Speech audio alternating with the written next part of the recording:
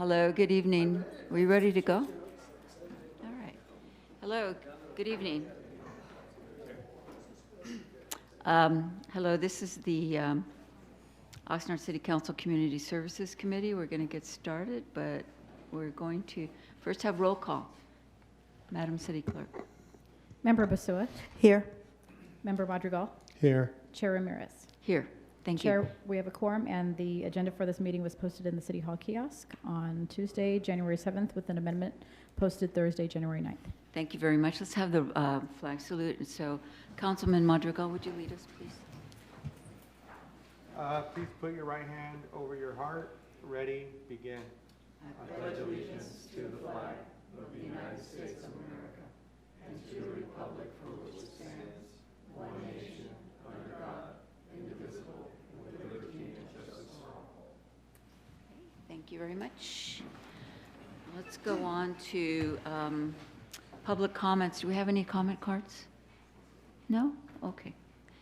Then we'll go on to the consent agenda. The only item is the approval of minutes of November 12th last year. Do the committee members have any comments, corrections, anything? Is there a motion? Move to approve. Thank you. So we have a motion and a second. Do we need to do the roll call on that? All in favor of that? Aye. Aye. Any opposed? No. Thank you very much. So we'll go on to reports. This is exciting. Information Technology Department, Oxnard 311 Performance Update. So we're going to receive an update on the third year performance of 311. And that's Mr. Brooks. Thank you. Good evening. Good I'm evening. Keith Brooks, Chief Information Officer for the City of Oxnard, here with Mike Schaefer, our IT Manager of Geographic Information Systems, and we have quite a few staff members here too, to give you a performance update on our Oxnard 311 application.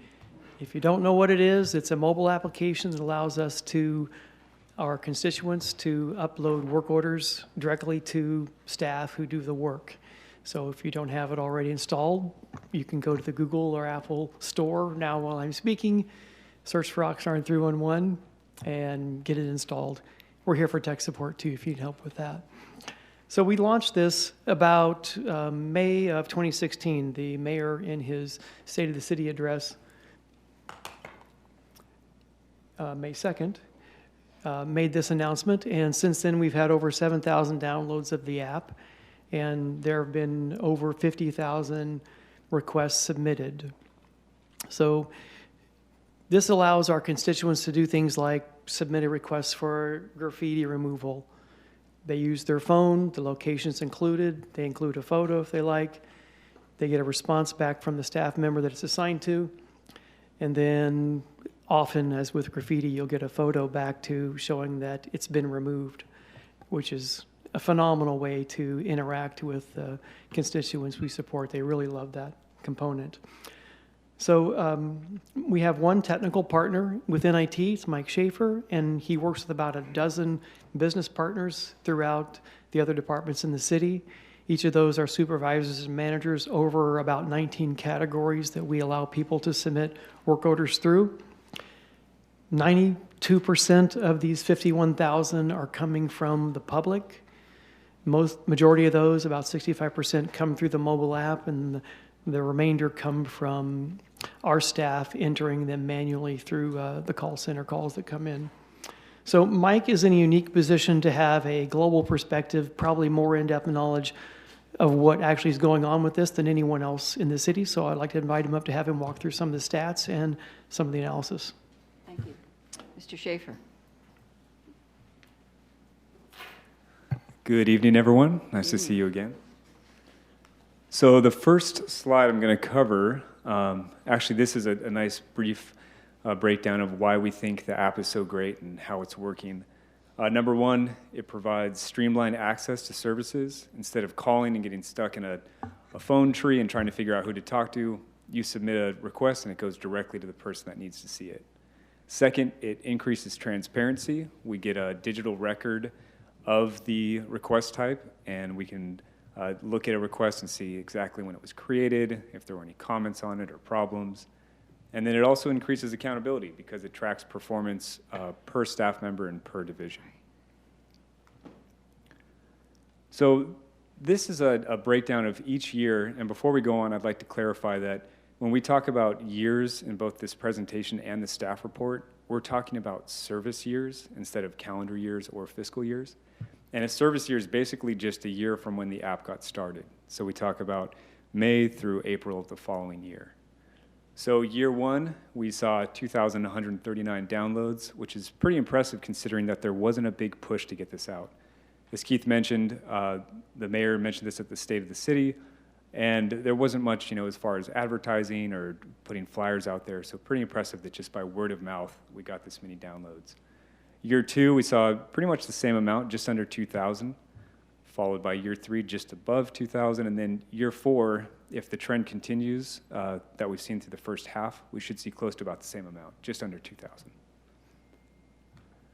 So this next slide covers the number of requests submitted per service year, and this is a little bit more interesting because it directly translates into the work that we're accountable for and the work that's coming in through this system. So from year one, not too many requests. We saw 7,900. I think people were still kind of finding out about the app, seeing if it really works. And then that jump to year two, you see almost a double increase of the number of requests coming in. Year three, we see about a 14% increase. And year four, if the trend continues, we're going to see over 20,000 requests, which would be about a 19% increase compared to the previous year. And part of doing research for this presentation and the staff report, I reached out to a number of cities that use the same system, the same CRM, and tried to find cities that have at least been using the system for 5 years to figure out, what can we expect over the long run of this system? How many more requests are we going to get per year? And luckily, the cities that responded to us had actually been using the system for 9 years. And on average, they saw about a 19% increase per year in requests. And we're following just about in there, seeing 14 and then 17%. So one thing I think we can be sure of is that the requests are going to continue to increase per year. Hopefully it's at this slow, steady pace so we have time to respond to it. But we should be ready for just every year more requests coming in. There are 19 total request types that are available through the 311 system. And for the past 3.5 years, we've seen the top 3 be the same every year.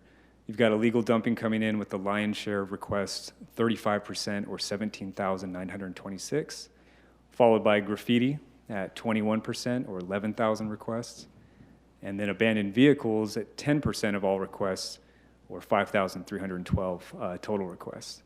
So this is the first time that the fourth category was actually overtaken. Potholes has been there for the first 3 years, but now in 3.5 years, we have overgrown landscape eclipsing that.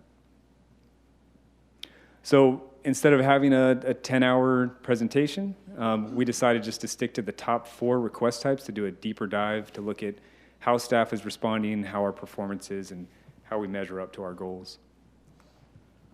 So first, we'll go into the biggest request type, our illegal dumping. Again, 17,926 requests. And this is for big, bulky items, refrigerators, couches, TVs, things that are really difficult to pick up.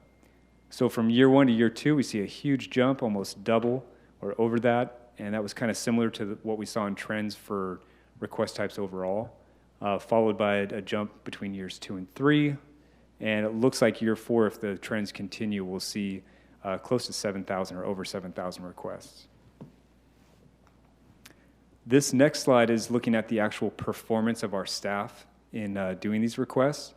So for each request type, we have what's called a service level goal, which is when the system first started, everyone sat around and talked about how long do we think we should take to finish these requests. And for most of them, we took the out-of-the-box suggestion from the developer.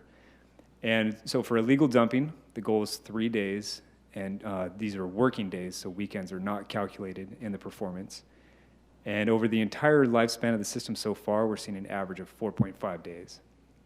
So in year 1, if we look at this, you can see here's our goal of 3 days. In year 1, our average was 4 working days. Year 2, we see a drop in performance to 8.6. We'll talk more about that in just a moment. Year 3, we get below our goal at 2.7 days average. And year 4, we do even better, coming in at 1.8 days.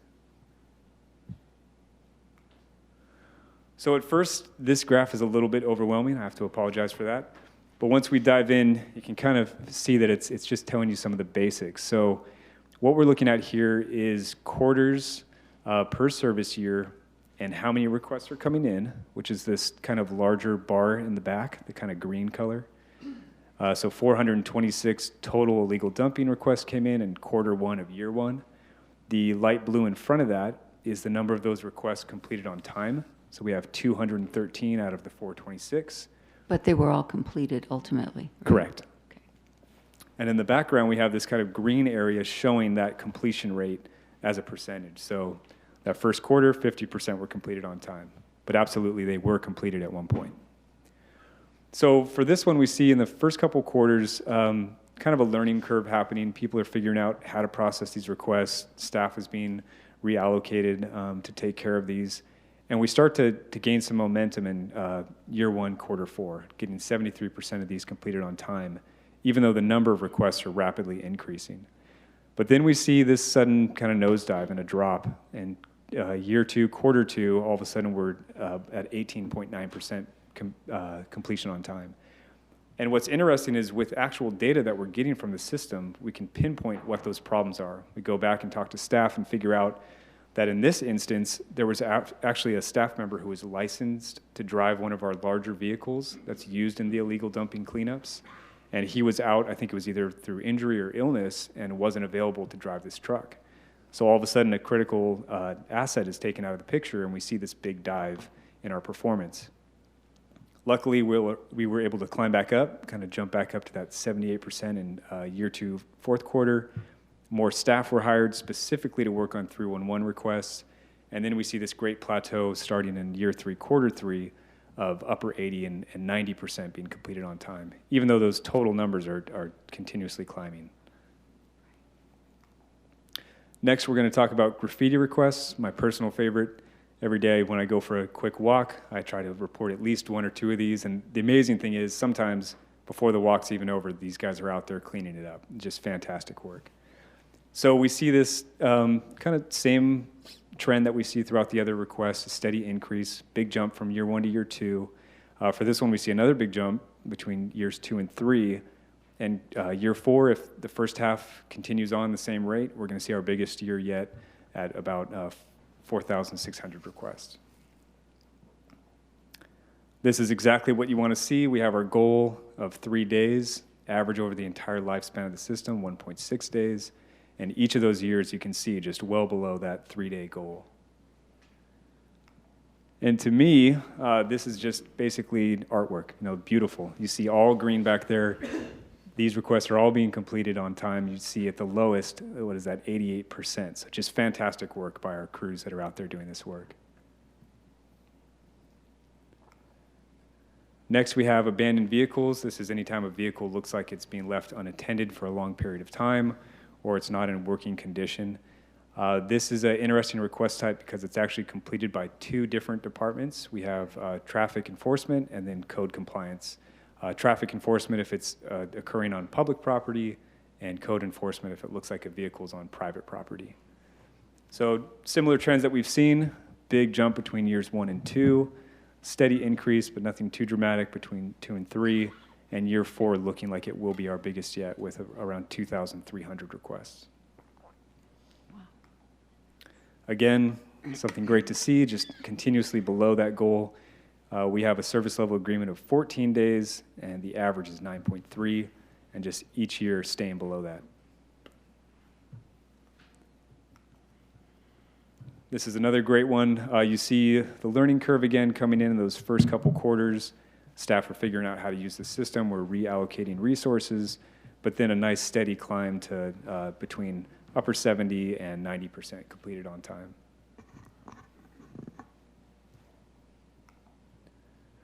Next, we have a newcomer to our top 4, the Overgrown landscape. And for this one, we see a bit of a bigger jump between years 1 and 2. And just to give some details, Overgrown landscape can be varied quite a bit. You can have trees that have limbs that are about to fall off. You could have a median that looks overgrown. Or sometimes people are just complaining about a small weed. So we get a lot of different request types coming in for this. But year 1 to year 2, pretty big jump. Again, years 2 and 3, a steady increase, but nothing dramatic. and year 4 looking like it will be our biggest yet at about 1,200 coming in. So just like we could predict from the other cities, just a steady increase. The goal for this one fell a little bit short. We wanted 60 working days to complete these, but on average we were getting 69.6. You can see each of those years, especially year 2, kind of falling behind. And a big part of this was because of the massive number of tree requests that were coming in and the backlog of tree orders that were already there. So luckily, between years 3 and 4, we were able to get a big chunk of money to go out and actually catch up on all these backlogged requests for trees and start to do a lot better performance. Here we have quite a few peaks and valleys, probably quite a few stories that I haven't heard yet. But I think mostly it has to do with just staff consistently having to work with other requests that are coming in outside of the 3-on-1 system. You might have a parks person that found out about a broken piece of playground equipment, and they're diverted to work on that instead of taking care of some of these requests. But the nice thing to see here is that last about year worth of quarters, we're seeing a really nice increase in performance and steady at the mid 80% range, which is exactly what you want to see.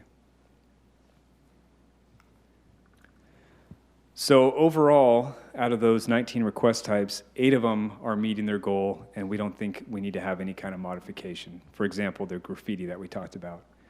6 of them do need some kind of modification, but we've identified a solution that's just maybe making the reassignment process a lot better, or something internally that we could fix, and we'll talk about those in the next slide. And then 5 of the request types look like, based on our current resources, that we do need to adjust the performance goal. There's just no way around it.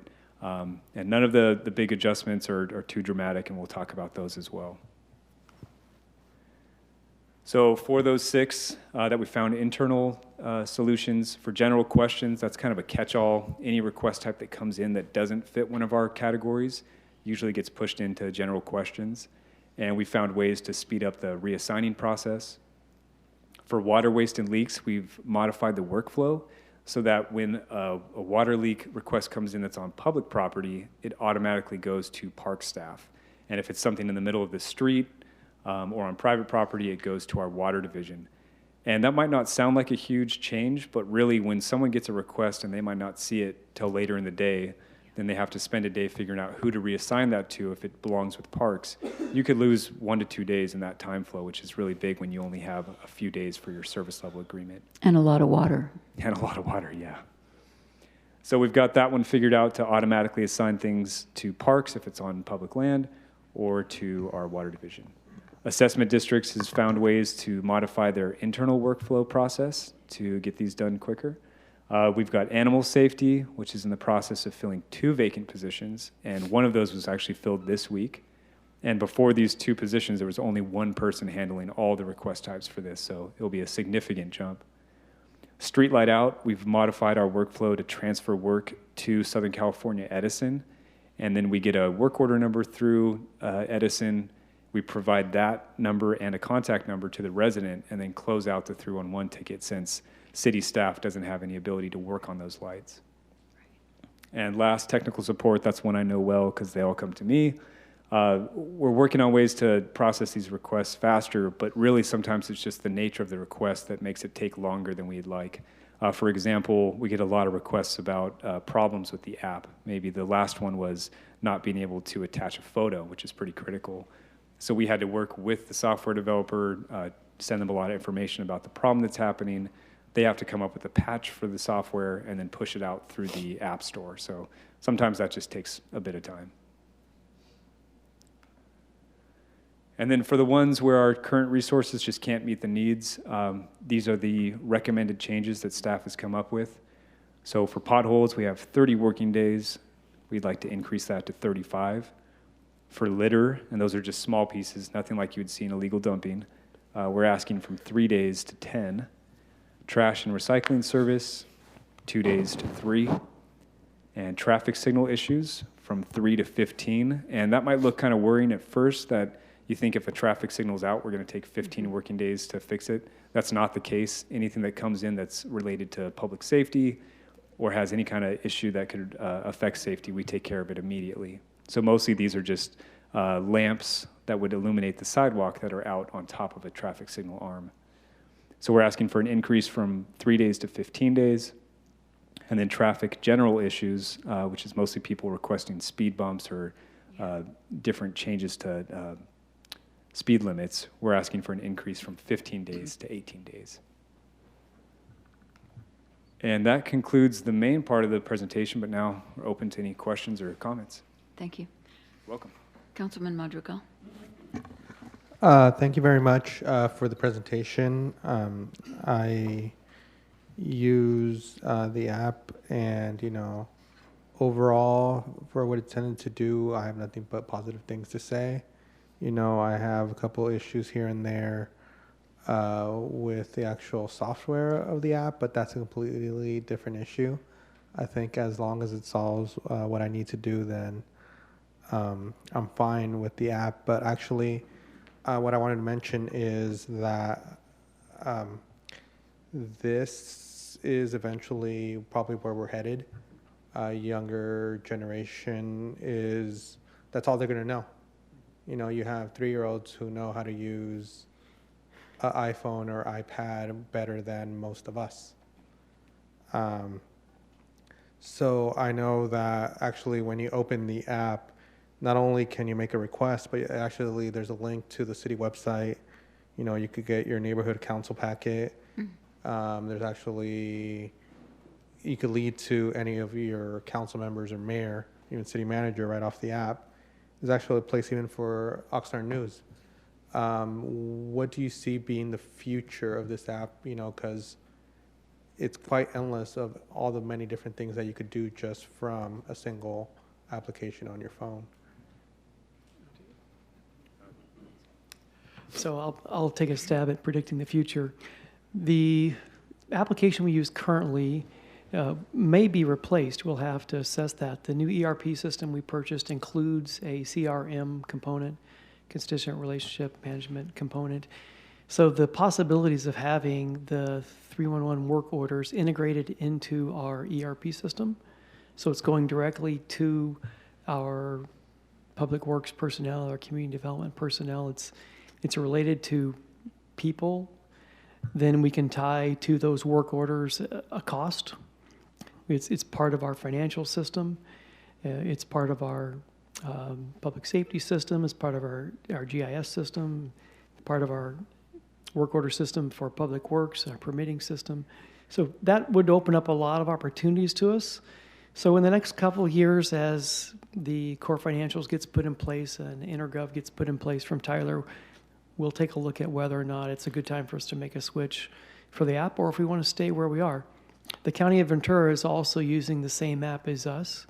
There is some overlap. We define our service area on our map for where we will take a request or won't take a request, just like the county does. And we'll have to weigh that at the time too. Okay, thank you very much. Thank you. Ms. Basua? Thank you for the presentation. As far as me, I'm really happy to see it, and I thank you, Mr. Schaefer, for all the information that you provided to us, and also Mr. Brooks. Thank you so much. Giving Mike all the props there. But yes, kudos. I especially found very educational, especially for those people watching at home, on when they can expect to see a response from the staff. If it's 3 days, with the potholes, we know that's going to take a little bit longer. So thank you. Thank you for all that information that you provided to us today. Thank you. Well, I had a really great presentation to prep for this meeting for Mr. Schaefer and Ms. Klima, and I think that this is something that I would really like to see more people use it, but I had questions about what parts of our community are using it more and who isn't, what neighborhoods are not using it.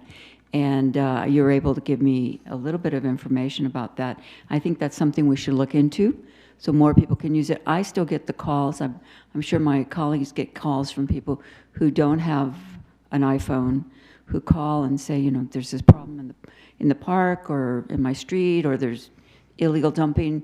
And it would be so much easier if we could all just say, okay, just, tap into the phone. But that's not, as Councilman Madrigal said, it's not going to work for everybody. But I think that is something we need to maybe push out into the community education realm more. And one of the other things I mentioned is that I have seen some presentations when I go to League of Cities and other places about how cities use this kind of data. And, or is it the correct way to say it, data? I don't know. Is there a choice? What did the text say? We're both different, so. Okay. So I gave the example of New York City, and you remember, Mr. Shaver, I said New York was parts of the city were finding a lot of break-ins, and they were all in the afternoon after school's let out and before mom and dad came home. So they really try to focus on rec and, looking out for where the kids go. We're talking teenagers go after school. So there's a lot of great uses for it. And one of the other things was mattress dumping. Seems to be seasonal, mattress and furniture. When people move out of their apartments to go to work maybe in fields, picking crops elsewhere, maybe less and less of that, but people dump. But mattresses in themselves have some value to the city for recycling. So I thought maybe, did I see Mr. Housley here? Yeah, I did see him.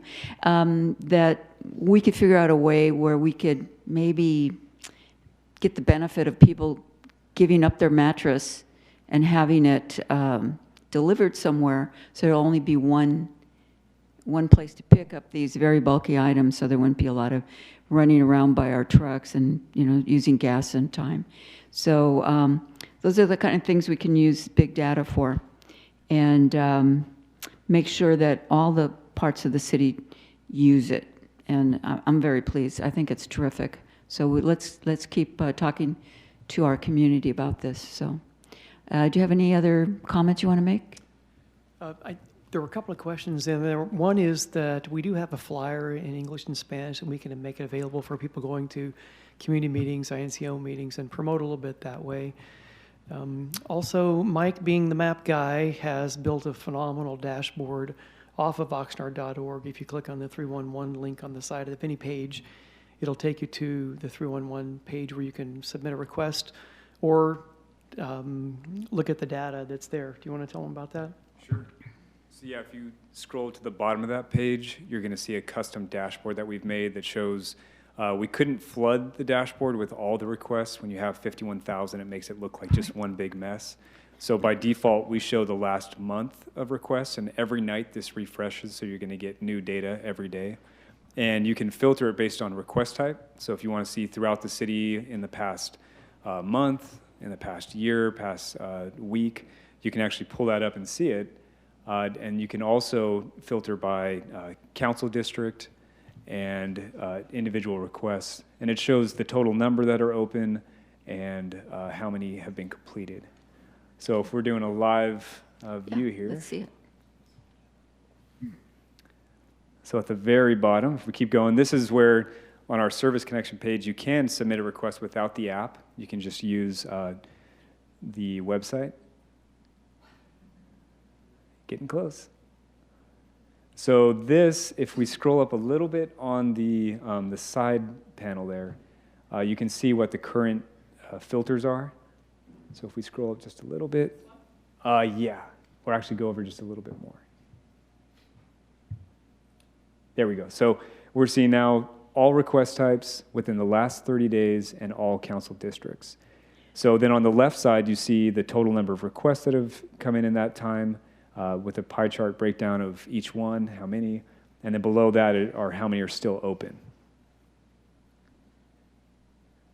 So if you wanted to see just graffiti, you could change that, or just graffiti in your own council district, you can pull that information up.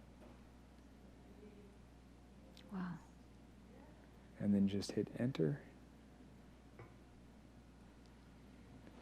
It's really amazing. Oh no, I think it popped up. Yeah, so there we go.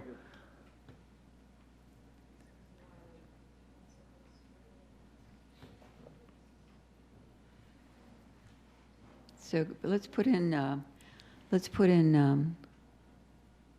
Councilman Perello's district, because I know he's here, he's watching. But he's not saying anything, so we haven't violated Brown Act.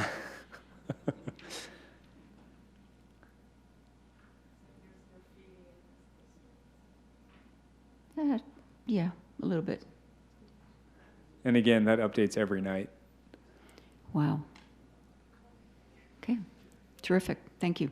You're welcome. Thanks very much. So assistant city manager or deputy city manager, I know Sherry's very passionate about this. You want to add anything to this?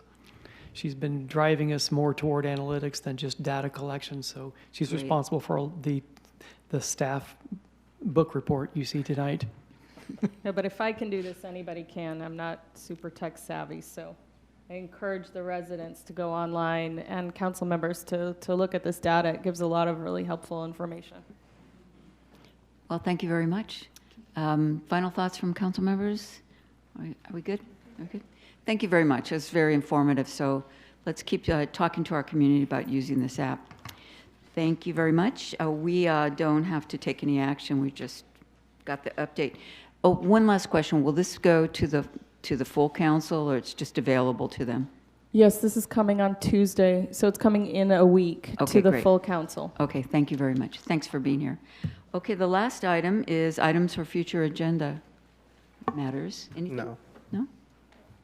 I would like to get an update on the College Estates Park, the bathrooms, please. Okay. Sounds good. Anything else? Nope. All right, well, with that, thank you all for coming. We'll see you tomorrow. Remember, we have a special council meeting at 5:30, I believe, and we'll see you there. Thank you. Good night.